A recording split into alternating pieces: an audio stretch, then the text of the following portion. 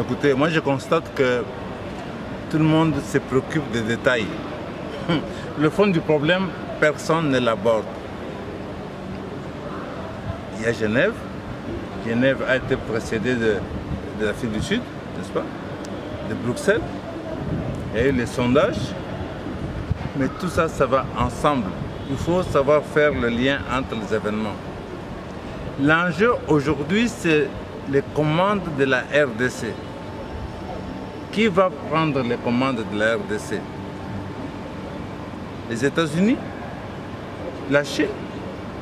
Par des marionnettes interposées? C'est ça le problème.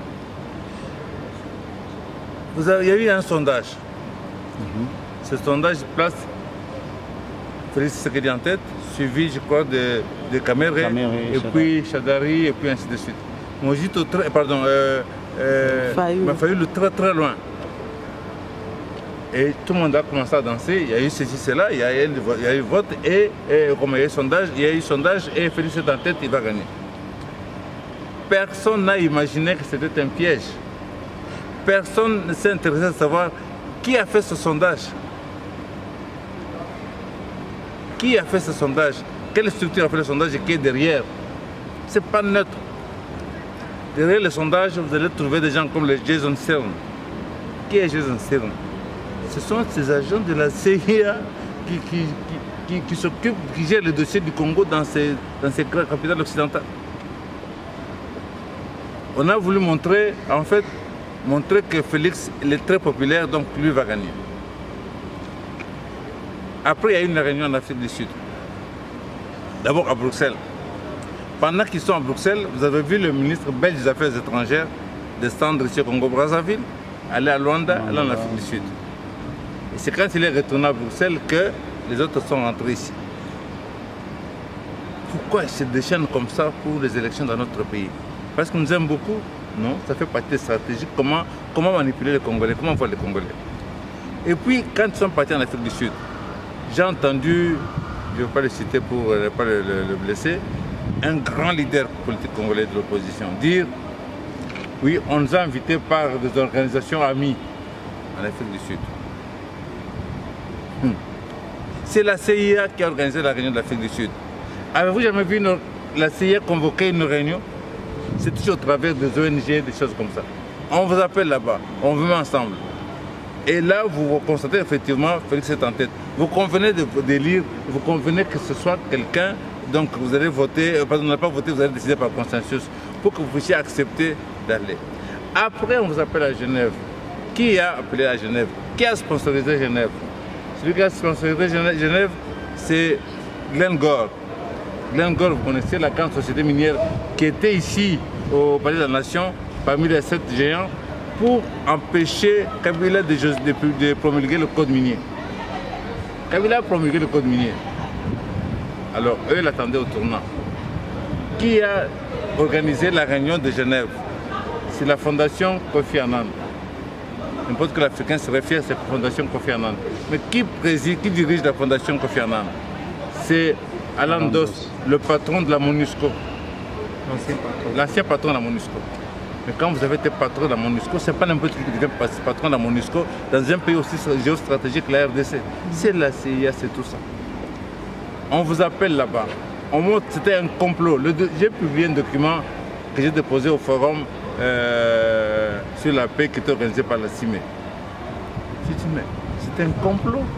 D'abord, on va faire ça très loin là-bas.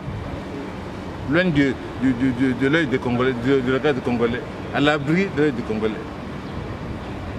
Il faut choisir quelqu'un qui doit devenir président de la République démocratique du Congo. Aucun d'entre eux aujourd'hui n'a les moyens de faire campagne.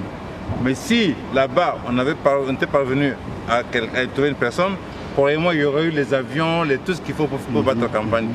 Parce que c'est une manière de mettre quelqu'un ici. Et j'avais dit que celui qui va sortir, s'il parvient à sortir quelqu'un, sachez que c'est celui-là, la marionnette, qui aura été choisie par les Occidentaux. Voilà. Donc, on s'est fait avoir, quand les pionniers disent souvent que la politique n'est pas un jeu d'enfants, que beaucoup de nôtres se comportent comme des enfants qui jouent dans du sable, voilà le résultat. Après le retrait de la signature, ça fragilise l'UDPS. Vous ne trouvez pas cela? Le retrait de la signature, Ils l'ont peut-être fait innocemment, mais ça fait échouer le complot. Ça a fait échouer le complot. Ils n'ont pas pensé à ça, ils ont échoué comme ils ont réagi comme ça. Mais la vérité est que le retrait de la signature a fait échouer le complot. Donc à partir de maintenant, il est difficile de continuer dans cette dynamique-là. Même si certains disent que nous continuons, mais ça devient difficile. Cette dynamique-là a échoué après beaucoup d'autres complots auparavant. La libération de Jean-Pierre Bemba faisait partie de cette stratégie de déstabilisation. Les marches faisaient partie de cette stratégie de déstabilisation. Depuis, et je vous dis encore une fois, je vous invite à relire les textes de conférences de presse des pionniers de la DUDPS. Tout ça, nous l'avons dit, redit et redit encore. Mais le délégué des États-Unis qu'on a envoyé, qui vient plutôt, qui est en route, comment voyez-vous son arrivée en RDC? Mais on envoie en ce moment ici le délégué, donc le représentant des États-Unis, qui est un proche de Paul Kagame, quelqu'un qui a mis sur papier qu'il fallait morceler le Congo, qui a dit ça, et c'est celui-là qu'on envoie. Les Congolais auraient dû me réagir. Voilà les raisons pour lesquelles parfois il faut organiser des marches. Ça, c'est le thème pour lequel il faut organiser des marches, parce que c'est quelqu'un qui vient avec une stratégie. Pour le moment, en fait, qu'est-ce qu'on fait? On prépare le terrain pour que ça éclate. Les Occidentaux ont cette stratégie. Chaque fois, observé dans l'histoire de notre pays, quand ils ne peuvent pas avoir quelqu'un à la tête du pays, alors on fait éclater le pays. Nous l'avons vécu en 97, en 98, nous avons vécu en 60, nous continuons à vivre ça. Donc, les Congolais, nous devons nous réveiller. Nous sommes à un moment très, très important de l'histoire de notre pays. Vous avez une occasion de se mettre ensemble, parce que souvent, vous les avez souvent accusés d'être divisés. Derrière cette réunion-là, cette unification-là, vous y voyez la main des Occidentaux. Donc c'est vous qui êtes de ceux qui veulent que l'opposition soit divisée. Non, vous ne devez pas dire vous voyez la main des Occidentaux. Vous êtes journaliste. Vous allez fouiller. Les noms que j'ai cités là sont des noms qui existent. Allez sur Internet, cherchez, identifiez les personnes et tirez. Pour le moment, vous répétez ce que les autres disent. Vous n'avez pas le droit. Vous êtes Congolais. Quand ça rate, vous perdez comme tous les autres. Nous perdons tous. Donc, comme c'est un moment important, informons-nous. Le problème n'est pas de l'union de l'opposition. Est-ce que c'est l'opposition d'un côté qui doit affronter la majorité de l'autre? Aujourd'hui, là, à moins de 6 semaines des élections, il n'y a plus de majorité, il n'y a plus d'opposition. Les gens sont dans les courses et il y aura la majorité et l'opposition après les élections. Donc pour le moment, il faut seulement que des personnes, de très bons députés, des gens courageux, des gens audacieux, des gens qui ont une idéologie entre au Parlement. À la tête du pays, des personnes qui ont le profil de combattants, qui ont le profil de rassembleurs, qui sont armés idéologiquement, arrivent là-bas. À ce moment-là, nous pouvons servir notre pays. Ce n'est pas un problème d'aujourd'hui. Attendez un peu un instant. Vous avez... Parce que Moïse Katumbi, il dit que je suis l'opposition, donc il est de l'opposition. Celui-là dit que je suis la majorité. Et vous accordez de l'importance à ça. Qu'est-ce qui fait qu'un tel intérêt de l'opposition ou de la majorité? Ça n'a rien à voir. Nous sommes distraits par des détails sans aucune importance. L'enjeu est de notre niveau. L'enjeu, c'est un pays comme notre RDC qui pèse des dizaines de milliards de dollars que les autres veulent s'accaparer. C'est un potentiel extraordinaire qu'ils veulent avoir. La Chine et les pays occidentaux veulent coûte que coûte, chacun veut prendre le commande de ce pays. Alors comme on ne peut pas jouer à ciel ouvert, alors on cherche des marionnettes qui pourront faire leur politique à eux. Voilà la réalité. Donc pour vous, cette idée-là de la désignation d'un candidat commun à Genève était une mauvaise? C'est un complot, madame. C'est un complot qui conduit... Ça c'était une étape de ce complot. S'ils avaient réussi, ils auraient gagné. Parce qu'ils auraient trouvé le moyen de mettre quelqu'un en tête du pays. Nous aurions dansé parce qu'il y a un nouveau président de l'opposition, mais en réalité, c'est eux qui allaient avoir les commandes. Et là, c'est nous qui partions perdants. C'est ça le problème. Quelle est la piste de solution que vous proposez, par exemple, pour que l'UDPS, Félix Tshisekedi, avec son équipe, puisse gagner les élections? Non, Félix Tshisekedi vient de montrer, comme l'avons toujours dit, qu'il n'a pas de maturité. Ça, il vient de le démontrer. Nous l'avons dit. La politique n'est pas un jeu d'enfant. Attendez, l'UDPS que vous voyez était dirigé par Kiba Samaliba, Etienne Tshisekedi, professeur Liaou Marcel, Faustin Birindo, Vincent Baké. Tu voyais un peu la stature des gens et les enfants qui sont en train de jouer là pour le moment. Vous voyez comment on a joué avec eux comme des petits enfants? C'est ça le problème. Donc, puisqu'elle est ainsi, notre combat des pionniers, nous voulons que le plus de gens possible, de l'UDPS puissent entrer au Parlement, nous puissions nous retrouver là-bas et constituer un grand groupe parlementaire de patriotes congolais. Avec ça, nous allons réorganiser l'UDPS comme il faut. Pour le moment, ce qu'il y a pour le moment, ils ne peuvent pas comprendre, ce n'est pas leur niveau. Vous comprenez? C'est pas leur niveau. Quand nous disons que le plus de l'UDPS n'est pas un jeu d'enfant, ce n'est pas pour rien. Donc le résultat, le voici. Encore un peu, notre pays partait. Vous admettez qu'il a été roulé? Mais ils ont été roulés, non? On a joué, je dis qu'on a joué avec eux comme des petits-enfants. On a joué avec eux comme des petits-enfants. Mais Kamera a expliqué ça un peu, non? Qu'est-ce qu'il dit Kamera? Il dit, quand on parle là-bas, pendant que nous sommes dans les escaliers, un vient me dire à l'oreille, attention, tous, ils vont voter pour Félix. Hein? Ils complotent contre toi.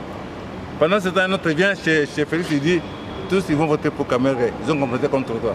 Alors, on entre dans la salle, on dit, voilà, les 4 retenus vont voter. N'est-ce pas? Ils vont d'abord voter chacun 2 personnes. Choisir 2 personnes. Alors, puisque Kamera sait que Félix complote contre lui, il ne peut pas voter pour lui. Il vote pour lui-même et choisit celui qui n'a pas de chance de gagner, c'est qui? C'est Fayoulou. Et Félix ne peut pas voter pour Kamera. Il se choisit et choisit celui qui peut avoir moins de chance de gagner, c'est qui? Fayoulou. Et quand on compte maintenant, Félix a une voix, Kamera a une voix, Fayoulou a 3 voix. Il devient président. Mais c'est ça qu'il y a eu, vous comprenez? Donc on a joué avec leur esprit comme des petits-enfants. C'était un coup monté, un coup qui a échoué pour le bien du Congo, j'insiste, pour le bien du Congo. Un résumé en Lingala, s'il vous plaît. Ndenge makamboleki likuna na Genève. Makamboleki na Genève kuna bandeko ba retirer ba candidat, ba retirer pardon, ba signature na bango, lolenge nini yo au juger démarche na bango. Maman, ba retirer signature na bango. Peut-être ba yibi bango ko ba yibité. Peut-être bango ko ba comprendre bango te maman. En réalité, retrait ya signature wana et sauver mboka na biso. Et sauver mboka na biso parce que zaki complot monté contre la RDC. Un complot monté pour besoin commande de la RDC. Dengue ba retirer la signature wana complot wana échoué. Mais tout ça la keba ba ouais ba monter complot wana nan ba se décourager te. Bitumba msusu ezali boso na biso. Idée wa zaki ba lukandenge nini bati ya muntu moko ko za service na bango. Na commande de la RDC mboka na biso. Ba réunion Afrique du Sud, il y a Bruxelles, là-bas sondage, ezali kaka dossier moko ko sépara ngote. Ezaka ba manipulation. Nenga tuzaboye ba manipuler bango na nenga mabe. Et sikoyo ndenge ba retirer ba signature wana ba sauver mboka. Parce que moi exprès hein, ba tellement ko na raison sous mais ba sauver mboka. Quand Félix Tshisekedi écoute sa base, est-ce un problème ça? Maman, attendez, n'a expliqué en français. Je vais vous expliquer un peu. Un parti politique c'est quoi? Un parti politique, c'est une association. Comme toute association, il y a l'organe suprême, c'est l'Assemblée générale. Dans le cas d'un parti politique, ça s'appelle le Congrès. Au Congrès, vous désignez le bureau politique de votre parti politique. Le président est membre du bureau politique. Il exprime les décisions qui sont prises au bureau politique. Et quand il déraille par rapport à cela, il est rappelé à l'ordre ou bien on le pousse à la sortie. À l'UDPS, que vous avez cité les sections parties en Suisse, il y a un seul organe qui s'appelle, que vous connaissez. Il décide seul de tout. Il n'y a pas d'organe, il n'y a pas de bureau politique, il n'y a pas de bureau d'études. Comment les Obama et les autres ont besoin de bureaux politiques? À l'UDPS, à l'époque, il y avait des bureaux politiques. Il n'y en a plus. Comment vous... C'est la base. Maintenant, c'est la base. C'est-à-dire que... C'est la base qui vous décide. croyez sincèrement que cette base-là, qui habite à Montbéliard ou ailleurs, cette base-là, comprend quelque chose à la géopolitique ou à la géostratégie ou aux enjeux miniers? Vous êtes leader. Un leader, to lead en anglais veut dire conduire, n'est-ce pas? On vous appelle leader parce que vous conduisez. Vous pouvez prendre des décisions que la base, votre base ne comprend pas. Vous expliquez d'abord au bureau politique. On se réfère au bureau politique. Un parti politique, un bureau politique. Mais vous n'avez pas de bureau politique à l'UDPS. Comment voulez-vous prendre des décisions sur l'importance? Vous rendez des comptes à personne. À personne. Parti politique, nous sommes vrai parti politique. Azana direction naie. au bureau politique. Et si il y a des décisions importantes qui appartiennent aux hommes, les décisions on va faire avant que vous se référez au bureau d'études pour les décisions parce que c'est très compliqué. Vous avez une assemblée, vous avez un organe permanent, vous avez un organe délibérant à mon côté. Alors qu'à l'UDPS, l'organe délibérant, c'est prévu dans les statuts. Le bureau politique, c'est prévu en termes de secrétaire national. Mais ma Cambodge concernée, vu il y a près de 100 millions de Congolais,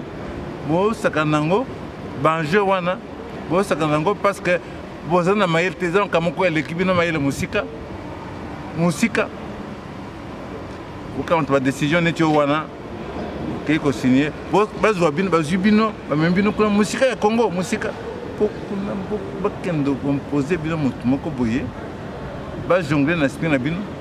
Politique est changé d'enfanter. Ce qui parti na bino, ils ont parti mon corps solide. Pourquoi ça là, c'est que moi quand na bino est matalikolo. Mais ce qui vous avez un niveau on a te va comprendre en côté. Parce n'y a bino kaka. Na RDC tout kemba poani.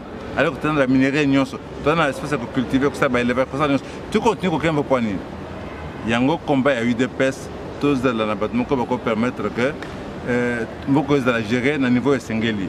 Donc, au tout que les connaissent en côté. Ils ont base, base, jamais base. Ils ont à comprendre l'enjeu géostratégique, à comprendre en côté. L'enjeu économique, à comprendre en côté. L'enjeu politique, à comprendre en côté. Tu vois, tu as besoin de comprendre en côté. Aucun n'est pas dans le bango, pas de décision. Il y a un leader.